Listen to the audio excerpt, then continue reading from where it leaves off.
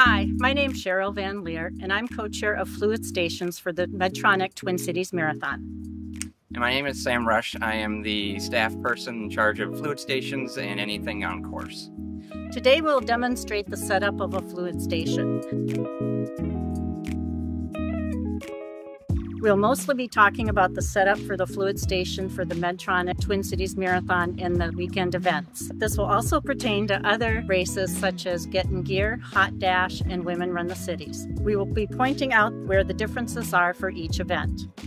There are two basic types of fluid stations. There's an out and back, which like the name suggests, the runners pass through the fluid station, turn around, and come back through it again. There's also a pass-through, which is also like the name suggests, where the runners pass through the fluid station just once.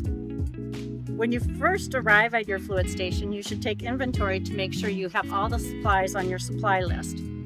For the marathon, this list is in your captain's manual, and for the other races, this list is in your course documents.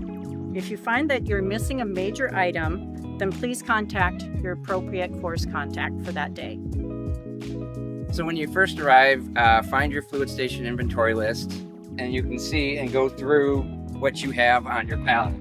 This is your typical non-marathon weekend setup for your supplies. For marathon weekend events, you will find there's a truck that will have this setup along with others. All right, so the next thing you're going to look for is your fluid station layout, and that will give you how you set up your fluid station. What you first want to do is set up your electrolyte table, followed by your water tables. You'll have your electrolyte flag in front of the noon table, and then you'll have a water flag before your water tables. Then you'll want to move your waste management bins, garbage and recycling towards the back, not participant accessible, and for the cups accessible for the participants so they can drop their cups. The next thing is you'll have your EAS flag that's in front of the tables to let runners know running conditions. So for setup for your EAS alert flag, in your tote you'll find a bag with your supplies. On race morning, you'll be instructed which color flag to set up for the day, depending on race conditions. Select a color out of the bag, and then you have clips in your bag also. But you'll just clip it on the flag, and then clip it on cardboard banner. And you'll have it like that.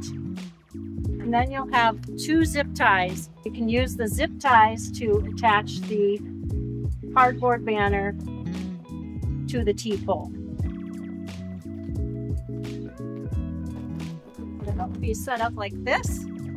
You'll walk it over and put it in the stand, like so.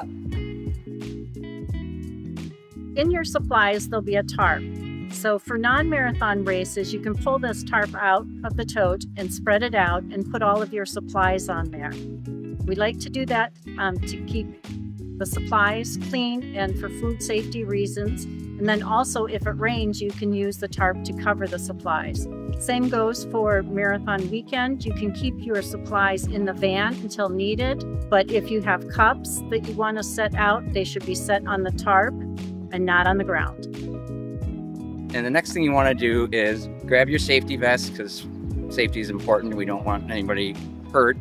Wash your hands at the hand washing station, and then put on the food grade gloves. You should always have your gloves on when you're handling any of the beverages or anything that gets in contact with the runners that they may consume.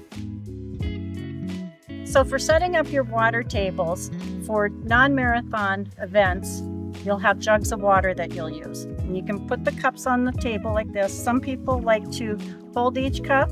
I think it's better just to set the cups out, pour the water in. It is a little bit messier, but it's faster. So once you have the entire table full of cups, you'll want to get your stacking called chloroplast, and you'll need to clean it off. So there'll be a spray bottle in your bin, and you just spray the liquid on there. Wipe it down, stack that on your existing cups, and then you'll start fresh with new cups. Use 2 pieces of chloroplast. That's all the higher you should go, is 3 stacks of cups. No higher than that. So on marathon day, you'll be using the Noon Endurance, which is the lemon lime flavor. It's a powder that you'll dissolve. For Saturday events or for spring events, you'll use the Noon Sport, which is tablets that dissolve on its own. So first what we'll do is we'll talk about how to mix the Noon Endurance. You'll open up a gallon of water. Again, in marathon, you'll have a hydrant that will provide you the water. Then you'll pour 1 gallon of water in to the Noon jug. Then you'll take the Noon pouch, open it up, and you'll dump the whole amount into the jug. Then for the next 2 minutes, you'll stir it. So after 2 minutes, you'll then stop stirring, and then you'll pour in the next 4 gallons. So you poured in your 4 gallons, and again, you're gonna grab your spoon and you're gonna stir for 2 minutes. For sport, you're gonna do the same thing. You're gonna take off the top. You'll grab a gallon of water, pour it in. Then you'll grab your tablets, grab your bag, your pouch, and you'll see there's tablets.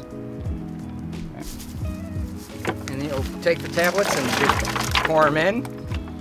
And then you'll wait 5 minutes for those tablets to dissolve. It will dissolve on its own and you'll be ready to go. So 5 minutes has elapsed, and then you're gonna pour in your next 4 gallons of water. And now your Noon should be fully mixed and ready to go. So for marathon weekend, we put our fluids in a barrel. So we need to insert a food grade liner in each barrel. And then we take the duct tape and we secure it all the way around. And this prevents the liquid and the liner from pulling down into the barrel. So for Noon on marathon day, you'll have your barrel, you'll take your pitcher, you'll dip it in, and then you'll take your cups and then you'll pour it in. 3/4 full, because the Noon cups are 6.5 ounces, and we want to give them about 5 ounces of water. Once you've filled all those up, you'll do like you did with the water station. Fill your table with cups, then you'll put your chloroplast down, and then again the same thing, do with the water. So once you have your setup all prepared and the runners are on the way, you want to make sure that all your volunteers are yelling out what they have in their cup. Noon! Water! Water! You can hold out the water by what we call the pinch method, holding the cup at the top, or the palm method by resting it in your palm. And you'll also want to, when they come by, they'll probably signal you out saying they're going to take from you. You kind of want to have your arm go with them. If you hold it, just hold it there, they'll knock the cup over when they take it. But if you kind of glide along with them, then we won't have that. You don't want to stand any more than an arm's length away from the table, because we don't want to crowd out into the road and get into the runner's way. In some cases, that if the table is not in the road, it may be on the grass up on the curb, then you want to stay with a foot onto the curb and then hand out. So at your fluid stations, you'll have your medical crate that the medical personnel will use if there is a medical situation. Now you have all this stuff. What am I going to do with it? So it goes into one of 3 bins: recycling, compost, or garbage. And we're trying to minimize the amount of garbage, maximize our composting and recycling. So you grab your cheat sheet, which shows you some examples of different things that go into each bin. For instance, your noon pouches are garbage. If you have water jugs, that will be your recycling, or if you have cardboard boxes. And then your compost will be all your cups. And this will mostly be thrown in by participants. So when the race starts to run down and there gets to be less runners, you can start to consolidate your tables and put away some of the supplies that you won't be needing. Once the sweep vehicle comes through, you can totally break down the fluid station. You want to put all your supplies back on the pallet or back on your van or truck. So in your tote bin, you'll have an inventory list. You want to take this out and you'll have to count some of the supplies that are on the list so we know what is being returned.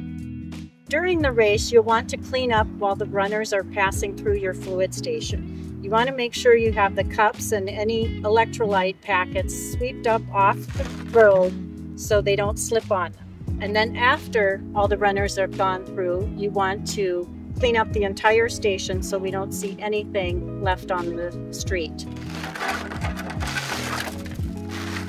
With your supplies, there'll be an ice pick. You can use this to scrape up gel packets and put those in the special recycling bin.